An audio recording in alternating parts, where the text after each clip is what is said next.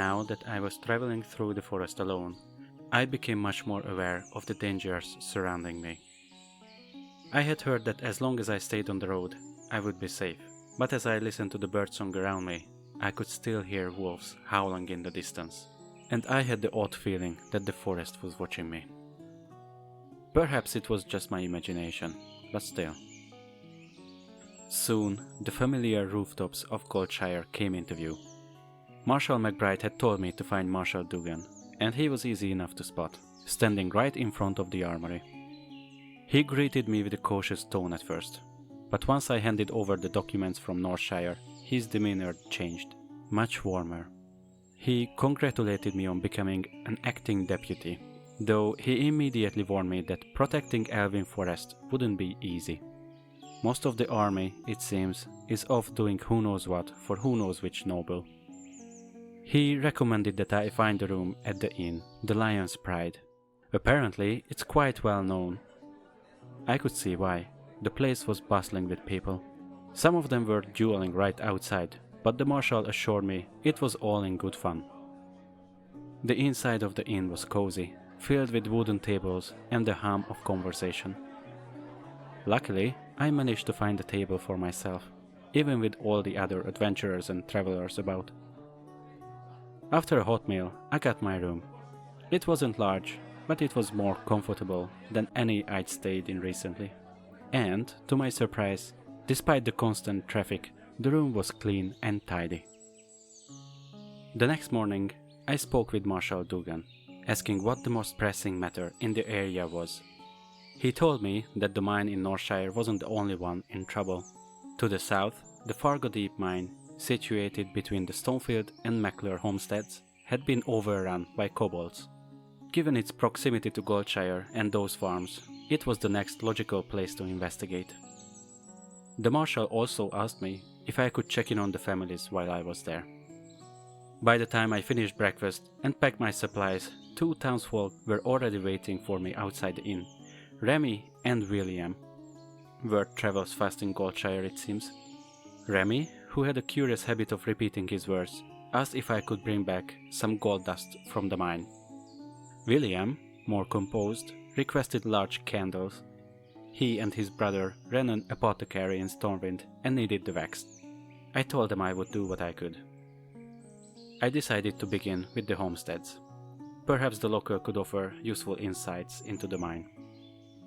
By the light, I was not prepared for those people. It quickly became clear that the Stonefield and McClure families loathed each other with a passion hotter than a dragon's breath. A boy named Billy had stolen a necklace from Bernice, an elderly woman of the rival homestead. He only admitted it after I brought him a pie that she had baked. She was less than pleased. "I hope he chokes on it," she muttered, without a hint of jest. Billy was too young to bring before a magistrate, but I saw this as a teachable moment. I gave him a stern lecture on how justice always finds those who commit dark deeds, and how we all bear a duty to uphold the order of the light. Without it, the world would descend into chaos, ruin, and unending suffering. He stared at me, wide-eyed, as I spoke. I'm confident my words left a lasting impression. It turned out that Billy had been playing near the mine when he dropped the necklace. The mine. How could his parents allow that? Perhaps I should have a word with them later. In any case, a kobold, one with a large golden tooth, picked it up and carried it into the mine. One more reason to descend into that place. While I was checking on the farms, another matter came to my attention. I met a young woman named Mabel, and for a moment I felt hope. Perhaps not all in these families are entirely without kindness in their hearts. As it turns out, she and the man from the rival household, Tommy, are in love. A difficult situation, given the hatred between their kin. But Tommy's grandmother had an idea. Perhaps William, the man I had met earlier in Goldshire, could brew a potion to help. I promised to speak with him after dealing with the mine. By the time I reached the Fargo Deep mine, the sun was already low. This mine was far larger than the one in Northshire, and the kobolds here tougher. I remembered my hesitation during my last encounter with them, and I did not make that mistake again. Though they did not seem evil in nature, I used force when necessary, but no more than that. I had several objectives: retrieve the necklace, collect the candles and gold dust, and assess the scale of the threat. After a few hours of careful progress, I succeeded in all three. Bernice was deeply grateful to have her necklace returned. She rewarded me with a few belongings of her late husband, a soldier who had given his life in his final campaign for the Alliance. I accepted them with solemn gratitude. By the time I returned to the inn, darkness had settled over Elwynn. I was exhausted, but duty comes first. I went straight to the Marshal to deliver my report. He agreed the mine was more dangerous than expected and promised to increase patrols in the area. At last, I could eat and rest. I had planned to spend the evening reading from the holy texts I carry, but the inn was unusually crowded that night. Music played loudly and people were dancing with abandon. I saw dwarves stomping merrily, and even a night elf woman, graceful, yet with a childlike joy in her expression. Elves are strange to me. They appear both ancient and young, somber yet gleeful. Many in the inn were watching her, and I admit I found it difficult to concentrate on my reading. Normally, I don't mind such merriment. Joy is a sign of the light's warmth in people's hearts. A happy community is a strong one. But tonight, I wouldn't have minded some peace and quiet. If I didn't find the idea repulsive, I might have taken my meal in my small upstairs room. In any case, once dinner was done, I finally found the solitude I needed. The next morning, I spoke with William.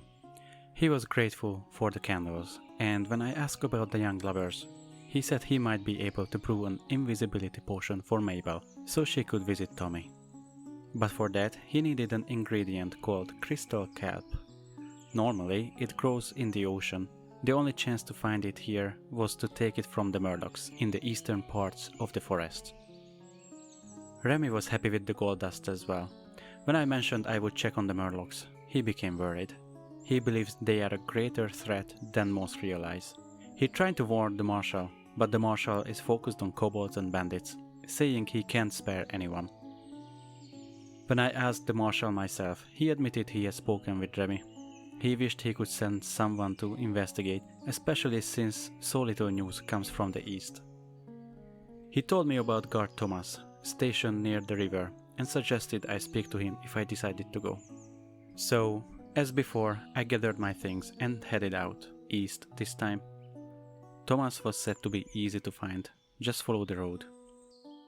Once again I felt the weight of the forest around me, but with more confidence now, more experience. For the first time, I found myself able to admire its beauty. Since leaving Stormwind to make my own way, I've walked almost everywhere. Usually it doesn't bother me, but today I wouldn't have minded a horse. Perhaps one day, when I've earned more experience and standing, I will have one. After a couple of hours, I came to a bridge where a man in uniform stood guard. I had found Thomas. I shared some of my fresh supplies with him, which he gratefully accepted. During our meal, he explained the situation. The murlocs are aggressive and at least semi-intelligent. He'd sent 2 other guards north along the river days ago to investigate, but they hadn't returned. He needed to know what happened before sending his report to the Marshal. I offered my help. Though he accepted, I could see the worry in his eyes. Following the river north, I came upon a large lake, Stone Cairn Lake. I read in the cathedral library of the island there, with its ring of standing stones called Heroes' Vigil and the Stone of Remembrance, a monument to those who died when the orcs sacked Goldshire and nearby lands in the First War. As I approached the lake, a stench unlike anything I've ever known hit me. Death and decay. Soon I found its source, a mangled, decomposing corpse. Most of his gear had been stripped, but nearby lay a medallion, edged with the words, Footman Malachi Stone. I'd never seen a body days dead before. The smell and sight of his ruined flesh made my stomach churn. I took the medallion and prayed for his soul. Searching further, I found webbed footprints leading east along the lake. I still had to find the other guard. Minutes later, I saw it, a Murloc village. Small, fish-like creatures stood on two legs, with bulbous eyes and gaping mouth. I'd seen sketches before, but watching them move and hearing their gargling language in person, it would almost have made me laugh, if I hadn't just found Malachi's body. Soon I found the second guard's remains, half eaten. As I collected his medallion, I felt something well up in me. Not rage exactly, but a sharp, righteous need for justice. I cleared the area of Murlocs and remembered to gather the kelp for William. Then I carried Rolf's body back to where I'd found Malachi. I did what I could to give them a proper burial and prayed for them both. When I returned and gave Thomas the medallions, he was devastated. Clearly, they had been more than comrades. Perhaps childhood friends who dreamed of becoming soldiers, brave heroes, just like me, and so many others.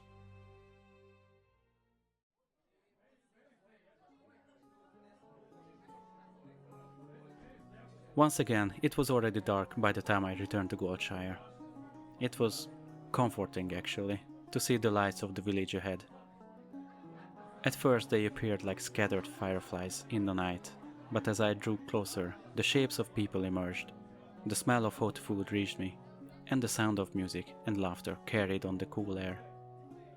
Marshal Dugan listened carefully as I gave him Thomas' letter and recounted what I had seen. He shook his head, muttering about how few men they had to protect so vast a forest. I could see he felt the weight of it, the loss of those young guards, yet he was thankful for my help. He said perhaps, thanks to my effort with the kobolds and the Murlocs, Elwynn Forest might now be just a little safer. At least until reinforcements arrived from Stormwind. Then he placed a hand on my shoulder and advised me to rest. And when ready, to continue my journey to Westfall.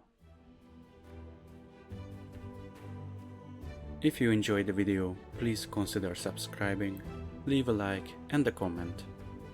Thanks for watching, see you in the next episode.